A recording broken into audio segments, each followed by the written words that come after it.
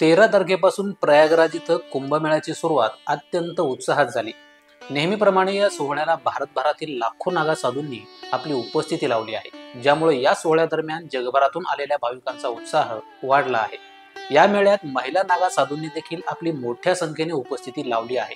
वस्तुतः महिला नागा साधूंनी कठोर आचरण आणि भक्तीद्वारे मोक्ष प्राप्त करण्यासाठी या आध्यात्मिक मार्गाचा अवलंब केला आहे। महिला नागा साधू बनणं हिंदू परंपरेतील खूप मोठी प्रतिष्ठित आध्यात्मिक साधना आहे, कारण महिला नागा साधूंना सांसारिक जीवनाचा त्याग करत आणि मोहमायाच्या पुढे जाऊन अत्यंत साधं जीवन जगावं लागतं। शिवाय या दरम्यान भगवान शिवाची भक्ती आणि समाजाची सेवा करावी लागते। या व्यतिरिक्त महिला नागा साधू होण्यासाठी आणखीन कोणते नियम पाळणं बंधनकारक असतं? महिला नेमक्या कधीपासून नागा साधू होऊ लागल्या?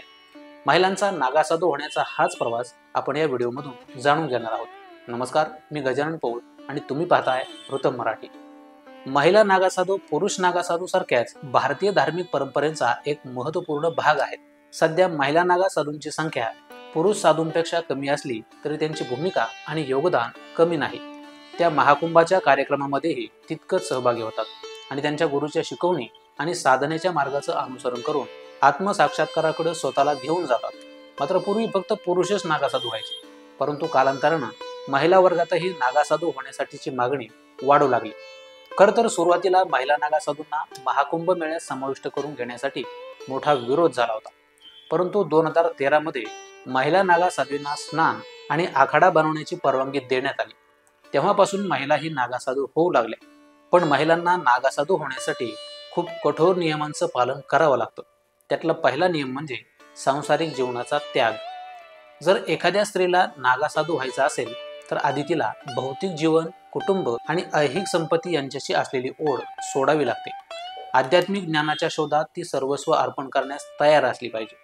महत्त्वाची गोष्ट म्हणजे आधी तिला पहिली 6 ते 12 वर्षे ब्रह्मचर्य पाळणं आवश्यक मानलं जातं। नागा साधू झालेल्या महिलेच्या भूतकाळाची माहिती घेतली जाते, तसंच ते ईश्वराशी समर्पित आहे की नाही हे पाहिलं जातं। त्यानंतर तिला तिची क्षमता तिच्या गुरूंना पटवून द्यावी लागते। त्या सगळ्या परीक्षेत यशस्वी झालेल्या स्त्रीलाच नागा साधू बनण्याची परवानगी असते। पुढचा विधी आहे दीक्षा घेणे। सांसारिक जीवनाचा त्याग केल्यानंतर आणि सर्व गोष्टींची खातरजमा केल्यानंतरच दीक्षा पद्धतीच्या विधीची सुरुवात होते।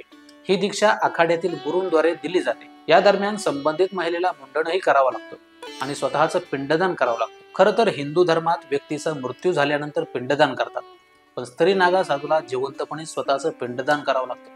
वास्तविक हे पिंडदान म्हणजे तुमचा भूतकाळ सोडून नवीन आध्यात्मिक जीवन सुरू करणं हा त्यामागचा उद्देश असतो।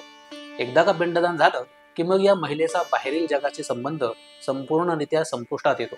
त्यानंतर आखाड्यातील या स्त्री नागा साधूंना माई किंवा अवधूतांनी म्हटलं जातं। पुढचा नियम आहे विशिष्ट वस्त्र परिधान करणं। पुरुष नागा साधू निर्वस्त्र राहत असले तरी महिला नागा साधूंना ती परवानगी नसते, तर त्यांना एक कपडा दिला जातो जो की शिवलेला नसतो, तर तो तसाच न शिवता अंगाभोवती गुंढाळायचा असतो आणि याच वस्त्रावर स्नान करावं लागतं। हे विशिष्ट प्रकारचं एकच भगवं वस्त्र त्यांना परिधान करावं लागतं। खरं तर हे भगवं वस्त्र साधूंच्या तपस्वी जीवनाचं आणि त्यांच्या संतुलित आध्यात्मिक साधनेचं प्रतीक आहे। ही वस्त्रे परिधान करून महिला नागा साधूला तपस्वी जीवनाचा स्वीकार करावा लागतो। आता शेवटची स्टेज म्हणजे पवित्र स्नान। वास्तविक दीक्षाविधी ही कुंभमेळा शाही स्नान केल्यानंतरच पूर्ण होते, त्यामुळे कुंभमेळ्यात महिला नागा साधूंची संख्या देखील लक्षणीय असते। त्यानंतर दीक्षाविधीच्या शेवटी महिलेला नदीत आंघोळ करायला लावली जाते। त्यानंतर महिला नागा साधू दिवसभर देवाचं नाव जपतात आणि सकाळी ब्रह्ममुहूर्तावर उठून भगवान शिवाची भक्ती करतात। या दरम्यान महिला नागा साधूंना ब्रह्मचर्य, मौन आणि ध्यान यासह कठोर आचारसंहितेचं पालन करावं लागतं। अखेर या सर्व विधी पार पडल्यानंतरच आखाड्यात महिला नागा साधूंना आदराचं स्थान प्राप्त होतं। एकूणच स्त्री नागा साधूचा प्रवास हा अफाट त्याग आणि प्रगाढ भक्तीचा आहे। तसंच तिचा हा प्रवास केवळ तिच्या वैयक्तिक जीवनातील एक मोठा बदल नाही, तर तो महिलांचे आध्यात्मिक स्थान आणि समाजातील त्यांची शक्ती देखील प्रतिबिंबित करतो। म्हणून कुंभमेळ्यातील त्यांचा सहभाग आपल्याला आठवण करून देतो की आध्यात्मिक मुक्तीचा मार्ग फक्त पुरुषांसाठीच नाही, तर स्त्रियांसाठी आणि सर्वांसाठी खुला आहे। तर ही माहिती तुम्हाला कशी वाटली ते कमेंट करून जरूर सांगा आणि असेच माहितीपूर्ण व्हिडिओज पाहण्यासाठी ऋतम मराठी न्यूजला सबस्क्राईब करा।